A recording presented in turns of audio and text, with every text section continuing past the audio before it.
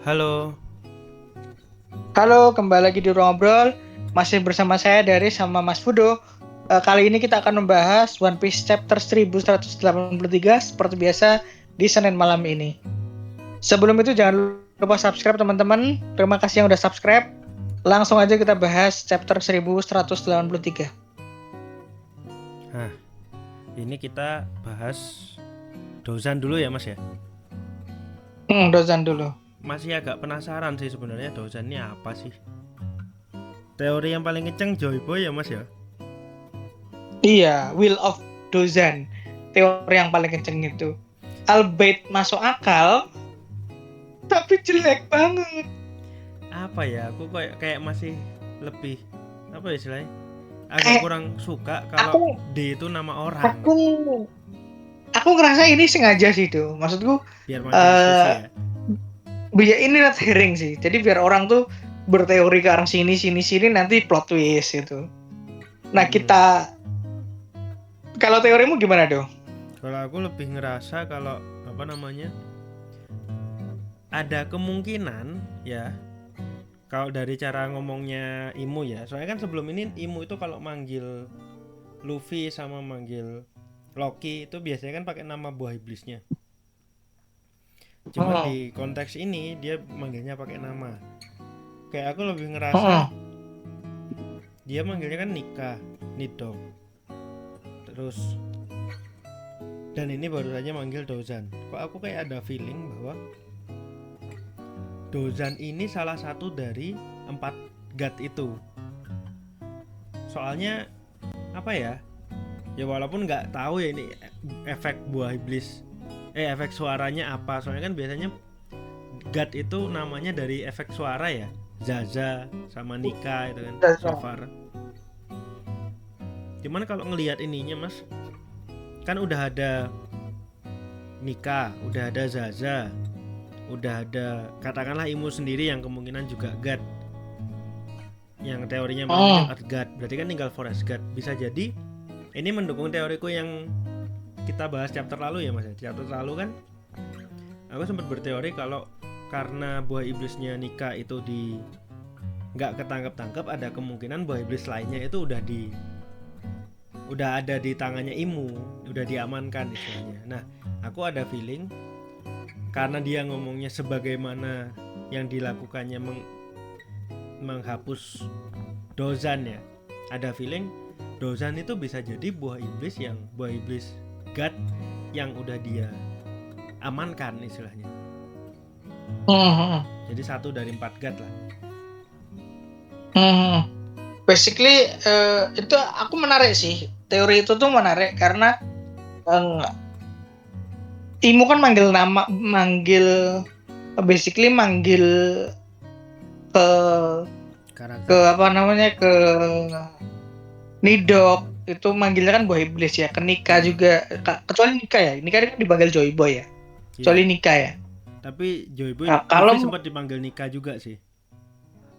hmm, jadi kalau seumpamanya emang terlepas dari ini buah iblis atau enggak, aku suka teorinya karena itu mendukung bahwa Nika, Zaza, dan tanda kutip Dozan dan Imu Mm-mm. itu memang adalah entitas-entitas dewa dengan nama yang bernama Iya, dewa mitologi lah maksudnya, mitologi mitologinya di One One Piece. Piece. Ini lanjut dulu mas. Hmm. Nah ini sempat dibahas. Ini cuman mau call out aja sih. Ini kan dibahas tentang 3 kepribadian, kepribadiannya sendiri, kepribadian yang Gunko, sama kepribadian Oh. Imu. Yang kita sebagai pembaca yang kita tahu ya. Kepribadiannya Imu, Hmm. kepribadiannya Gunko, sama kepribadian Suri lah mungkin. Hmm. Nah, ini itu banyak yang nyambungin ke teorinya Kurohige Teach, yang bilang kalau dia juga teorinya ada punya 3 kepribadian. Yang mana aku sebenarnya nggak suka, cuman mau call out aja. Iya, sama aku juga nggak suka sih itu aneh sih. Agak nggak Aku lebih nyambung suka sih. teori dia. Aku lebih suka dia teori dia pun 3 jantung dibandingkan 3 kepribadian. Iya. Saya kepribadian ganda itu kayak harusnya bukan faktor yang bisa bikin dia punya lebih dari satu buah iblis gitu. Betul, betul. Dan itu bikin cerita makin kompleks. Ya lanjut aja dulu. Dan kita in this stage gak butuh itu sih. Oke, lanjut. Flashbacknya Brook akhirnya. Yang mana sebenarnya kita udah agak nunggu-nunggu ya Mas ya. Udah agak lama kan ini. Kita punya banyak misteri di masa hidupnya Brook nih. Selama ini kan dia suka casually ngedrop hint petunjuk-petunjuk tertentu tentang masa hidupnya, tapi nggak pernah dikasih lihat langsung. Yang menarik di bagian ini tuh ditegasin sama Oda di narasi sama di narasinya sekilas dia disebut unpopular musician, sama di adegan ini diperlihatkan kalau banyak yang nggak suka sama musiknya Brook. Ini tuh kayak apa ya? Aku kayak ngerasa Brook itu ahead of its time kesannya. Ketika dia populer di masa sekarang, ternyata musik yang dia mainin itu belum genrenya mungkin ya, belum ada di masanya Brook waktu masih muda, makanya banyak yang nggak suka. Itu yang aku suka detailnya, karena selera musik kan berevolusi ya Mas ya.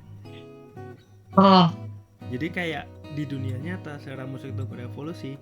Bisa jadi apa yang dimainkan Brook yang bikin dia populer sebagai Soul King itu nggak bikin dia populer di masanya dia.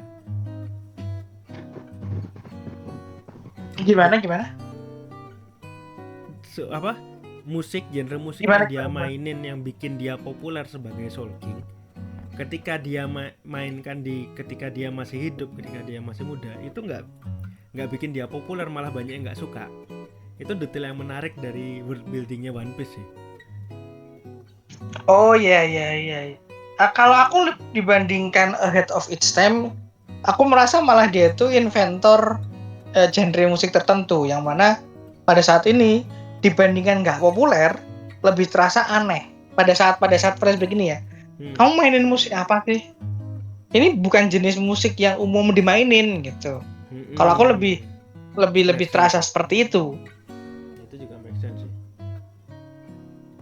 Karena seni itu kan biasanya orang-orang yang suka seni itu kan cukup punya toleransi ya terhadap open minded terhadap genre-genre yang berbeda kan. Yeah. Nah, perlu dikatain tuh dibandingkan genre beda tuh, ini apaan, kita nggak pernah denger nih kayak gini.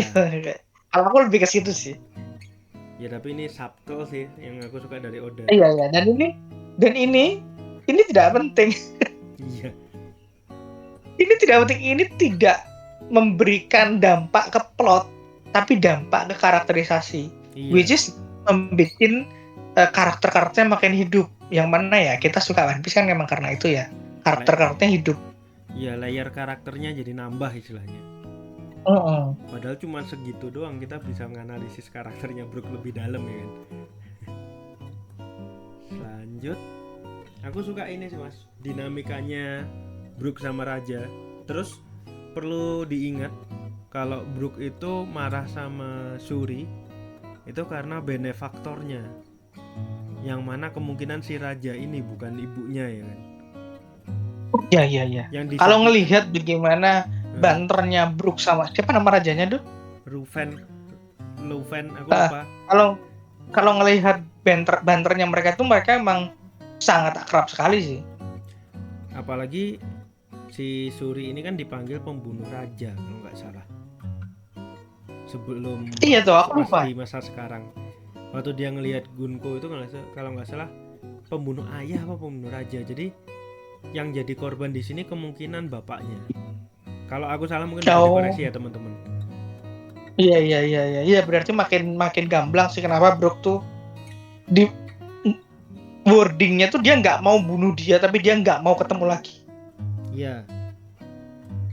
Jadi pilihannya adalah antara membunuh atau menjadi alasan kematian. Iya. Jadi dia apa yang dilakukan Shuri pada saat itu berdampak pada matinya Raja. Makanya Brook tuh dendamnya kompleks tuh. Dia nggak ingin balas dendam. Aku nggak mau lagi ketemu kamu. Kan lebih seperti itu kan? Iya. Menarik sih kompleks detailnya sih. sih. Soalnya Menarik. soalnya kan Tapi pada ini berarti bahwa flashbacknya nggak akan cepat. iya, ya kan pada dasarnya konteksnya Brook sama Gunko ini ya itu tadi katamu. Gunko atau Suri ini eh, kayak berkhianat, tapi Brook juga tersayang itu sama Suri, jadi dia nggak bisa ngapa-ngapain. Betul, cuman aku udah makanya dia ngelaut kan basically. Mm-mm. Kabur. Iya, rajanya juga, kerajaannya Ini juga udah nggak ada sih mas. makanya ini anjir sih. Ini flashback penting-penting nggak penting. Di satu sisi aku bete karena motong ya. Motongnya Mm-mm. anjir di tengah pertarungan banget nih. Di tengah serunya. Di tengah seru-serunya banget nih tiba-tiba dan namanya flashback dua chapter pertama tuh pasti bosenin. Mm-mm. Jadi aduh baru kemudian chapter berikutnya akan ternyata kesini arahnya. Dan aku Kalau penasaran menurutmu juga sih. arah Iya, flashbacknya mau kemana? aku penasaran tuh juga sih, ada kemungkinan ada kaitannya sama God's Knight yang mau ku bahas habis ini. Nanti dulu deh. Ini dulu deh mas. Hanauta Oke Sacho oke. Yasugiri. Ini Anjir, banyak ya. banyak yang menyayangkan kenapa Brook yang sekarang tidak terkesan sekuat yang ini gitu. Ya gimana ya? Brook hampir nggak pernah dikasih lihat tarung serius. Kayak asal selesai pertarungannya dia kan lebih banyak ngelawan mob ya. Random Hmm. random enemies, jarang yang dapat musuh yang ini banget sebelum Ryuma ya. Selain Ryuma ya. Selain Ryuma itu jarang dia dapat musuh yang bener-bener bikin dia serius. Satu itu. Dua, apa? Kayak ada kesan beda itu mungkin karena dia sekarang udah nggak punya otot ya mas ya. Tulang doang. Hmm? Ya tulang doang kan. Yang sekarang kan tulang doang, dan ketika dia masih hidup ini kemungkinan tuh dia lebih fokus sebagaimana pendekar pedang pada umumnya ya, dia lebih fokus pada kekuatan. Tapi setelah mati terus 50 tahun sendiri nggak ketemu siapa-siapa, ya wajar kalau dia melemah, terus ototnya nggak ada, makanya kalah sama Ryuma dan lain-lain. Terus setelah time skip yang dia latih apa? Teknik, speed, buah iblis, musik. Iya. Nah, jadi dia fokusnya ke sana sekarang. Dan yang harus digarisbawahi itu Brook tuh walaupun dalam tanda kutip melemah, nyalinya nggak melemah loh. Iya. Nyalinya tuh masih nyali dia yang Masih dulu muda. kuat gitu. Ya, Big Mom aja dilawan. Lawan Big Mom aja, yuk. Dan kalau teman-teman sadar ya, Brook itu tiap mau bertarung nggak pernah panik. Iya. Emang Dia tuh santai banget. Paling santai di antara semua topi jerami kalau dia lagi tarung. iya. Bukan lagi tarung, mau bertarung. Siapapun lawannya dia santai. Bahkan lawan Yonko aja dia masih berani gitu. Bahkan lawan Joko walaupun kalah ya, cuman santai. Nggak yang panik kayak yang gimana, santai. Itu dan chapter ini tuh membuktikan kalau ya emang dia sekuat itu sih dulu. Dan layernya itu juga nambah ketika dia melihat pertarungan Ryuma lawan Zoro. Dia bisa menganalisa pertarungannya sedalam itu gitu loh. Iya, karena memang dia sejago itu. Ya itu tadi. Aku jadi pengen baca ulang bagian itu sih. Faktor 50 tahun dia nggak ngapa-ngapain sendirian itu ngaruh banget, apalagi dari yang punya otot sampai tinggal tulang. Wajar kalau sekarang dia lebih fokus ke speed, teknik, musik, sama buah iblisnya yang baru bisa dieksplor setelah 2 tahun time skip. Iya. Itu menarik sih. Nah sekarang bahas ke teori ini mas. Yang ini nggak gitu cantik sih kayaknya. Iya, standar One Piece ini cantik sih mas. Elegan lebih ke elegan. Arahnya flashback tadi yang kita bicarain. Arahnya flashback itu kemungkinan lebih ke lore-nya ini sih mas, Holy Knight, God's Knight lah, God Knight. Arahnya lebih ke sana. Jadi mungkin alasan kayak gimana rekrutmennya God's Knight. Pokoknya lebih ke lore-nya Imu sama God's Knight menurutku ya. Cuman yang aku Ya khawatirkan, gimana Mas? Karena ada omongan kalau Suri ke Marejoa kan. Iya. Ya kan itu hampir pasti ada proses rekrutmen di sana. Banyak yang beranggapan menarik sih. pulau ini itu jadi sasaran pemburuan manusia juga oleh Tenryubito. Ada yang berteori kayak gitu. Kalau menurutku enggak sih, karena redundan jadinya. Dalam satu arc ada dua. Ini ngomongin storytelling wise ya. Redundansi itu nggak menyenangkan. Dalam satu arc ada dua plot point yang sama. Menurutku enggak sih. Menurutku lebih parah dibanding itu atau malah lebih soft dibanding itu. Tapi yang aku khawatirkan, melihat sebelumnya ada Garling yang ngebawa anaknya Seng sama Shamrock ke Marijoa padahal dia nikah sama orang lokal. Ada yang aku agak khawatir sama teori ini karena ada yang berteori bahwa siapa ini nama ratunya? Lupa lagi ya. Kardin siapa gitu. Ya itulah. Ibunya Shuri ini ada yang khawatir dia juga melakukan hal yang sama. Dia sebenarnya God's Knight tapi ya dia calon berkhianat lah.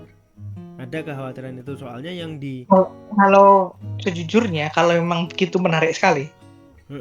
Cuman aku agak sorry. Apalagi ini Mas, dari sisinya Brook ya.